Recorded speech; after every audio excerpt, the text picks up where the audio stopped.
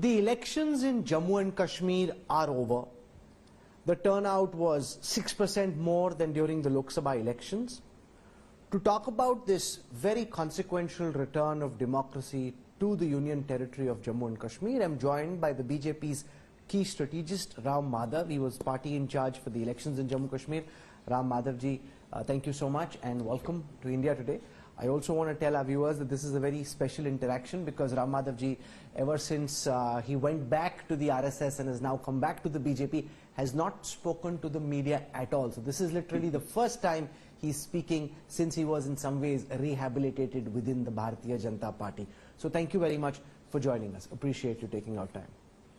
The elections in Jammu Kashmir just concluded. You were in charge of leading your party's campaign. How do you think they have gone? What is your assessment of what the 8th of October is likely to throw up? Firstly, the expectations about the outcome results on 8th October are very high on our side. But let me at the very outset probably state clearly that I entered the scene much later, just about, I would say, 40 days ago. But our party leadership, both at the national level, especially leaders like Shri Amit Bhai, Home Minister, have already done a lot of groundwork there. They have prepared the party, the organization for this very crucial election.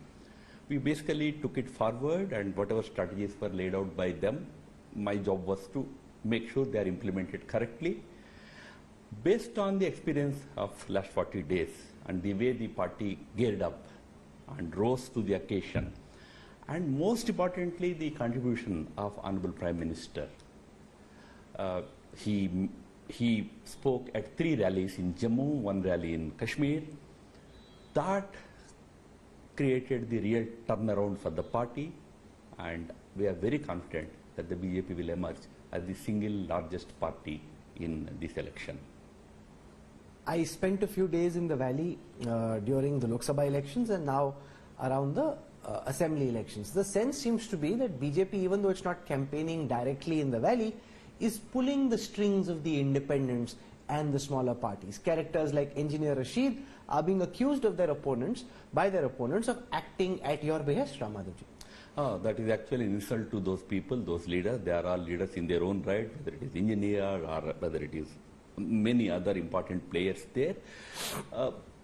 Those who do not know about Kashmir probably should know that in Kashmir there has always been a major role for independent political players.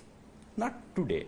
There have always been very important independent players, smaller groups, they have always existed. I don't want to name them, but there are some independents who have been winning elections 4 times, 5 times in Kashmir Valley. So if today a few others, new entrants join, that should not be interpreted as though Delhi is pulling the strings or they are puppets in the hands of somebody else.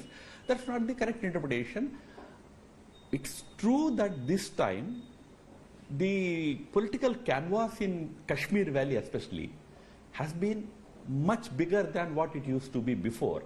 And that should be taken as a very big acknowledgement of Government of India's success in bringing true democracy to Valley. Why so many new entrants are seen today? Not because they are all put there by central government or anything. There is a great enthusiasm to become a part of this great festival of democracy there. I am sure you all have witnessed how much enthusiasm was there for contesting elections and also for voting in the elections. But sir, it is also coincidental that an accused under UAPA, which is a very draconian act, gets bail just before the assembly elections. He seems to have a lot of money, can spend that on his candidates, and is able to campaign freely. And therefore, when the likes of Farooq and Omar Abdullah, Mehbooba Mufti see it, they say, "Dal mein kuch kala hai boss, isko aise to nahi di, ye BJP ne isko bail dilai." I mean, if those leaders do not have faith in Indian judiciary, and they think that any such judgment coming from a court is manipulated by BJP, that will be very unfortunate. That will be a sad commentary on India's very independent judiciary. But very interestingly, Rahulji, it is the very same leaders who have been repeatedly demanding the release of all political prisoners. If you see their manifestos, in their manifestos they categorically said, if we come to power, we will release all the prisoners, all the political detainees. If one political prisoner was given a parole, it's not even a regular bail. Parole was given by the court in its own wisdom, and now we are complaining how could he get bail. That shows their, But I'll explain the complication. The likes of Engineer Rashid are allowed to campaign freely, but someone like a Mirwais Omar Farooq of the Hurriyat conference is not allowed to leave his house, is not allowed to attend Friday prayers, is not allowed to campaign, is not allowed to speak. So if what you're saying is correct, why does the rule not apply equally to everyone? Mirwais Farooq is a Mirwais. He is a preacher. Yes. He is a religious leader. He is not a political activist. No, but he's allowed to go out and speak. Oh, absolutely. Only on very specific 2 occasions, there was a local situation in which, as far as my knowledge goes, he was detained, not exactly detained, he was confined to his house where he lives in the downtown area. But otherwise, he was freely meeting people, he was talking to people. They don't campaign. You probably know that Mirwais never campaigns like how political leaders campaign. His sermons are limited to the mosque from the pulpit of which he always gives his sermons. That was not restricted. On 2 specific occasions, there was probably some situation which demanded some action by the administration. But I don't think there is anything political about it. Like there was nothing, nobody was restraining anybody else.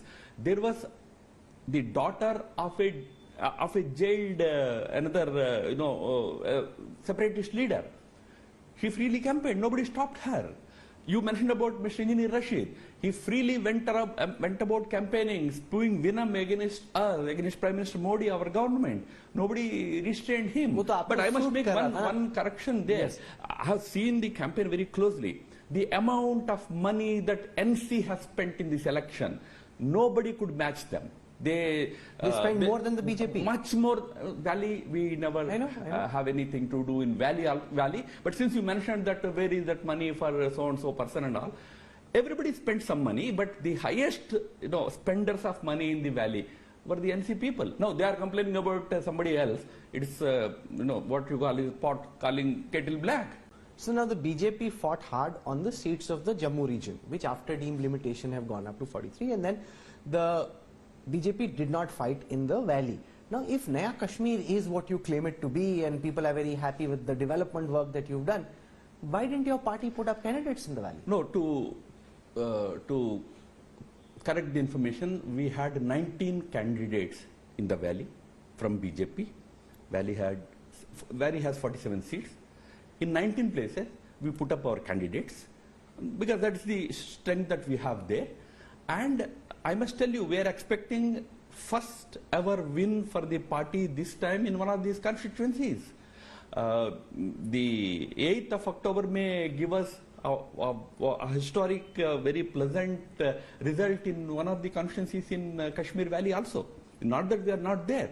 Our strength is limited, we are contesting in 19 seats. Why didn't you contest all the seats? No, see, that's why I said, we need to have strong, credible candidates to put up in all these seats. Right now, our strength is limited to 19 seats. We could have probably given seats in a few more constituencies, but that would have helped much. So, based on our own assessment, we put up 19 candidates. So now, basically, the BJP's hope is that you do as well as possible in Jammu, and then you bring these smaller parties, independents together, and that's how you can cobble a majority. But who do you think will likely come to you? Because अब तो जिससे पूछते हो सब बोलते ना ना तौबा तौबा BJP से हाथ नहीं मिलाना. I do not want to talk about the scenario post the October 8th at this juncture. There will be many possibilities.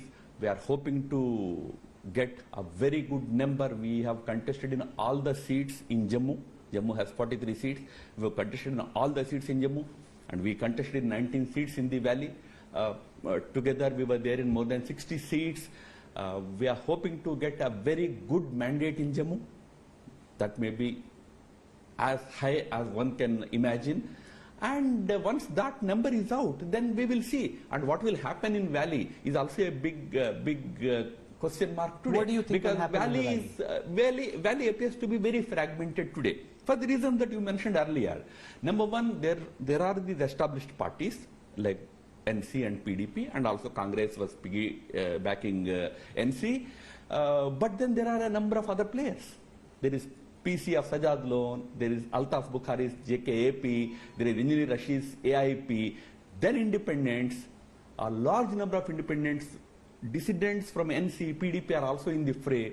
So it's going to be most likely a very fragmented mandate in Kashmir Valley. So that will throw up a very difficult political scenario. Let us see what happens.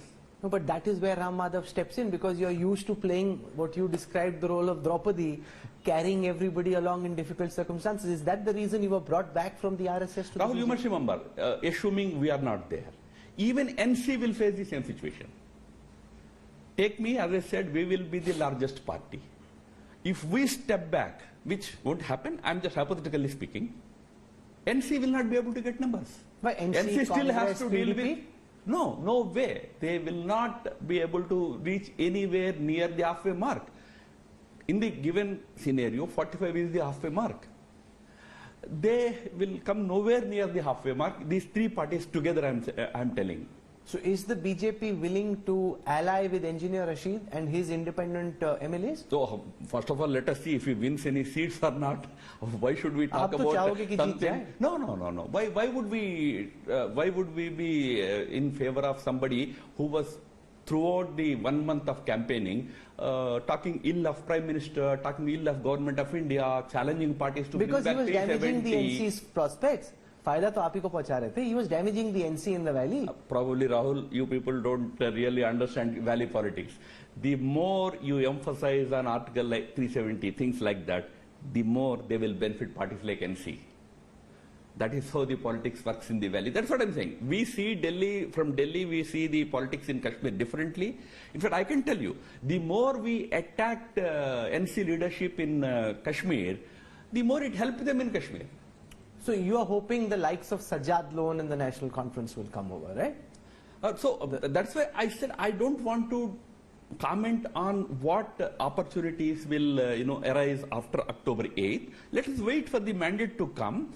In any case, it is likely to be a fragmented mandate, but we will be the closest to power in terms of numbers. But you're open to allying with the likes of Sajad. So obviously, if I have a few numbers short, and if I want to be in power, I have to find some partners. Who those partners will be, that will be decided after the election. You see, I tell you, Kashmir and of course including Jammu, both regions together are going to send at least 10 independents. No, they are not affiliated to any party. They are independents. They may opt for any arrangement. They may be willing to work with any party. So there will be many probabilities after 8th October. And what about your one-time friend Mehbooba Mufti of the PDP? You ran a government with her. Are you open? Let her win the seats first. All these parties, they have to first of all win enough seats to be there to stake any claim, right? So that's why I'm again repeating that we would like to visit until 8th of October and see who gets how many seats.